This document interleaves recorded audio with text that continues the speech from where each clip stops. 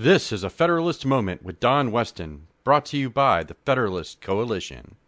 An often used term by our founders is tyranny. Now, when people think of tyranny, they often imagine scenes of severe oppression with the populace in chains, beaten in the streets, and degraded while their government overseers ordered the execution of family members and the seizure of personal property. Now, these visions, they're not quite an American reality, but this isn't the only description of tyranny. Our founders used the term tyranny in the context of a tyrannical government. Now let's remember, at the time, our founders were working to secure the autonomy of our states.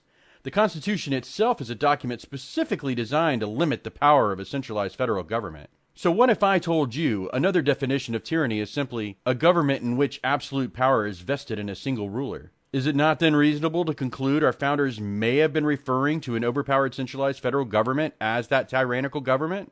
You know, a government doesn't necessarily have to be cruel to be tyrannical when oppression is enough. But you can't have a tyrannical government unless it's the only government. So as we continuously empower a centralized federal government, we willingly hand ourselves over to the tyrannical government our forefathers warned us about. But it's not too late.